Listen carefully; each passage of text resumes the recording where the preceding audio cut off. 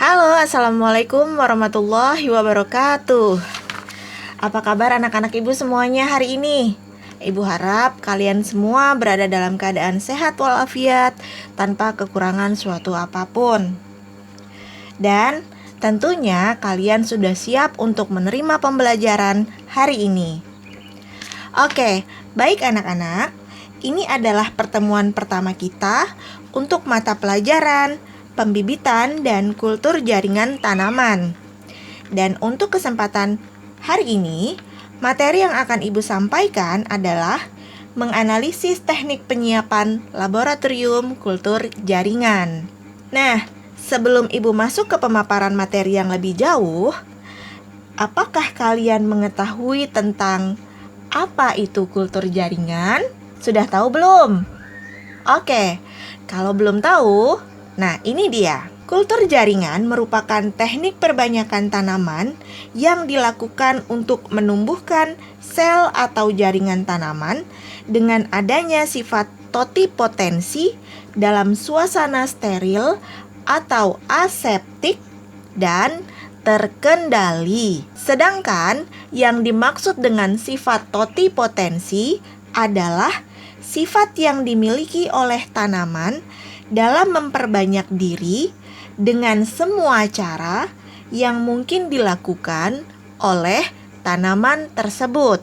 Dikarenakan syarat yang harus terpenuhi dalam perbanyakan secara kultur jaringan adalah suasana yang steril atau aseptik, maka proses pelaksanaan teknik perbanyakan tanaman ini pun memerlukan laboratorium khusus untuk pengerjaannya. Sementara sebagian orang menyebut teknik perbanyakan tanaman secara cangkok, stek, okulasi, sambung, dan merunduk yang merupakan tanaman secara vegetatif dan konvensional. Untuk kultur jaringan sendiri itu termasuk ke dalam perbanyakan tanaman secara vegetatif. Perbanyakan secara kultur jaringan ini juga memiliki kelebihan maupun kekurangan. Beberapa kelebihan perbanyakan tanaman secara kultur jaringan adalah 1.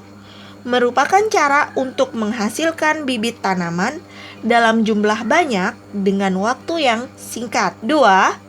Tidak bergantung pada musim sehingga bisa dilaksanakan sepanjang tahun. 3. Bibit yang dihasilkan lebih sehat dan seragam. 4. Memungkinkan untuk dilakukan rekayasa genetika. Selain kelebihan, kultur jaringan juga memiliki kekurangan, yaitu 1. Memerlukan biaya yang relatif besar karena harus dilakukan di dalam laboratorium yang steril dan menggunakan bahan-bahan kimia. 2. Harus memerlukan keahlian khusus. 3. Memerlukan aklimatisasi ke lingkungan luar karena tanaman hasil kultur berukuran kecil dan bersifat aseptik. Nah, itulah tadi sekilas tentang apa itu kultur jaringan. Sekarang kita masuk kepada pembagian ruang dalam laboratorium kultur jaringan.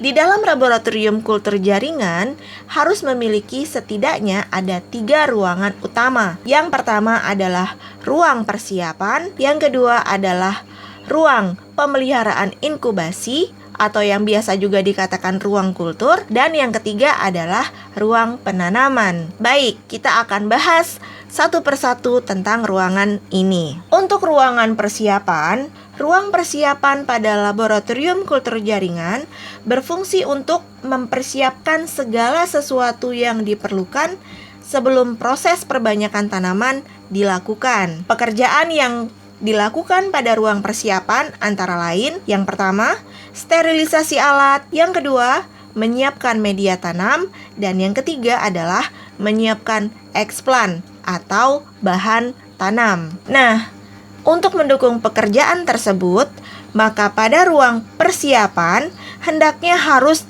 memiliki yang pertama adalah area untuk mencuci, di mana diperlukan air yang mengalir, bak penampung air, dan saluran pembuangan air yang aman dan bersih. Dan yang kedua, memiliki area untuk membuat media. Pada area ini terdapat rak atau lemari untuk menyimpan bahan kimia pembuatan media, botol media beserta tutup, peralatan yang dipergunakan untuk pembuatan media, seperti alat-alat berbahan gelas standar seperti labu ukur, Erlenmeyer, beaker gelas, pengaduk kaca, dan sebagainya. Lalu ruangan yang kedua itu adalah ruang kultur atau ruang penyimpanan atau pemeliharaan inkubasi. Pada ruangan ini berfungsi untuk menyimpan botol-botol kultur yang telah berisi eksplan yang sudah ditanam.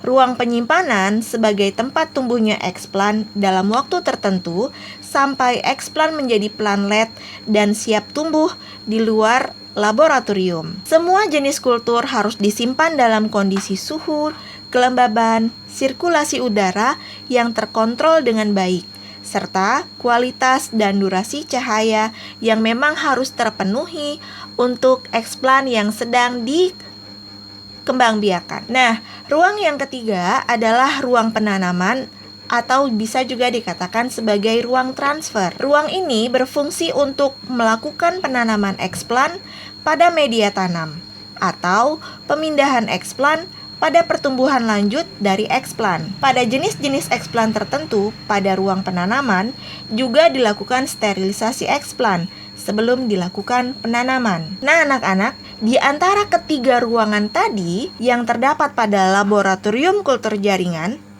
maka ruang penanaman itu adalah ruangan yang mutlak harus steril. Kenapa?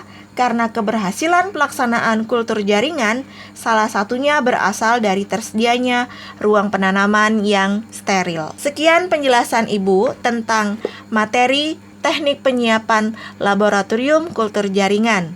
Jika kalian masih ada yang merasa kurang jelas atau kurang paham, ya silahkan kalian cari literatur di internet. Oke, nah semoga pembelajaran hari ini dapat menambah pengetahuan kalian tentang apa itu kultur jaringan. Ternyata pembiakan vegetatif tanaman selain dari cangkok, stek, dan sebagainya, kultur jaringan juga masuk ke dalam pembiakan vegetatif tanaman. Sampai jumpa lagi di pertemuan selanjutnya, yaitu tentang materi teknik penyiapan peralatan kultur jaringan tanaman. Terlebih dan terkurangnya penyampaian materi Ibu hari ini, Ibu minta maaf dan Ibu akhiri. Wabillahi taufiq wal hidayah. Wassalamualaikum warahmatullahi wabarakatuh.